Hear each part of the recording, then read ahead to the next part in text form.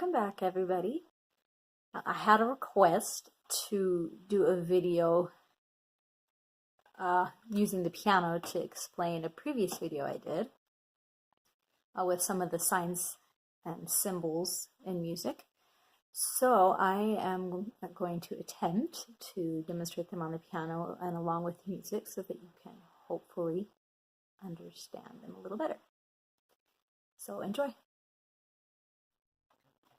Right, so we're going to start with the fermata.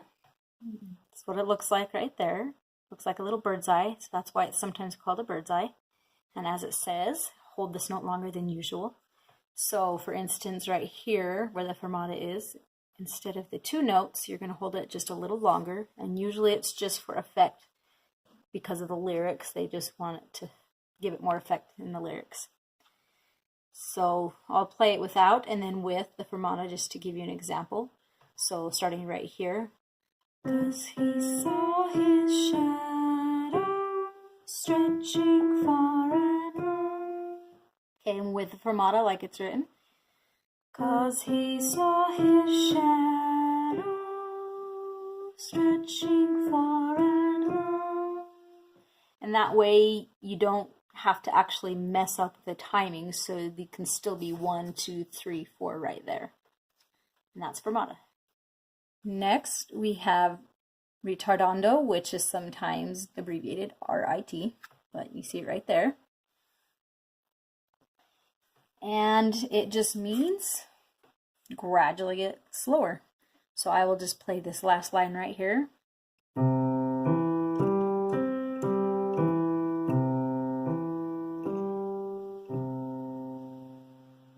Heard there how I just gradually got a little bit slower, and that's what it means. Next, we are going to talk about the double bar line, which is this right here, a skinny line and a little thicker line. And this just means it's the end of the song. So you finish, you play, and then you know when you see that that's just the end of the song, or sometimes it just means the end of a section, like right here you see another one because that's the end of that section. So it just means the end of a section or usually the end of the song. So that's the double bar line. Okay, now we are going to talk about the repeat sign, which is the double bar line with the double dots. And that just means you're going to repeat. So you're going to play this song. Skipping to the home note. Then you're going to repeat. Stepping up and stepping down and skipping to the home note. Okay, now we are going to talk about legato. And it's indicated by this little curved line right here, which is called a slur. And you see each of the notes are different notes. And that's how you know it's a slur, because they're different notes, the whole melody, you know, going up and down, whatever.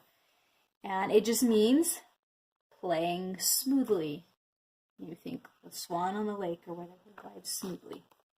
So you're going to play it nice and smooth.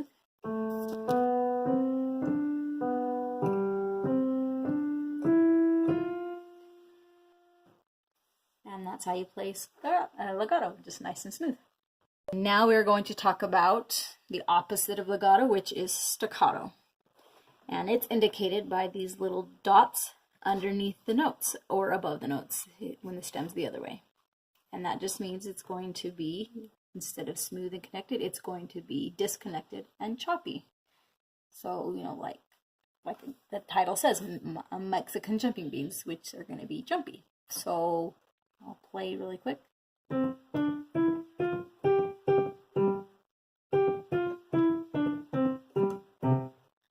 That's how it's going to sound. Now we are going to talk about the tie, which is this little curved line right here. And it looks a little bit like a legato. The difference is this is all the same note, and these little ties are tying them together, which means that we are just going to hold them this whole time for the value of all these notes instead of playing each note individually. So let me give you a quick example. This will also review a little bit of staccato and legato. 1, 2, hold 2, 3, 4, hold 2, 3, 4, and then just held the whole time, and that is a tie. Now we're going to talk about bass clef and treble clef. This is the treble clef sign, which usually means the right hand or the top half of the piano. This is the bass clef, which usually means the left hand and the bottom half of the piano. So usually middle C will be kind of in between right here. And middle C right here on the keyboard. And then you got your treble clef, which is basically this whole half of the piano. And bass clef is usually this half of the piano. Okay, and for the last one, we are going to be talking about ending marks, which you're going to see in hymns a lot. That's why I pulled out my hymn book. And it's this little bracket right here with the little numbers. In this case, you have 1 and 2, and then this will be your third ending because there are 3 verses. So what you're going to do is you're going to play the whole verse. This is your first ending. You're going to go back and sing the second verse. And then this is also going to be your second ending. But you know, you see the repeat for both verses. And then you're going to go back and sing the third verse. And when you get to the end of the third verse, you're going to go from here, skip that first ending, and go straight to the third ending. So let me give you a quick example of how the endings work.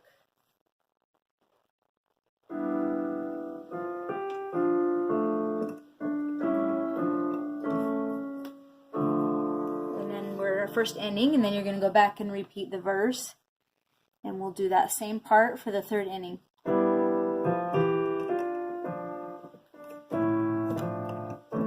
And then we're going to skip and go to the third ending. And that's how endings work. So I hope that helps you understand the symbols and terms that I talked about in my previous video a little better to see it demonstrated like that. I will leave a link to the previous video so that you can go back and watch it. And like I said, hopefully this video helps clear up anything that might have been confusing. So thanks for watching, and we'll see you later.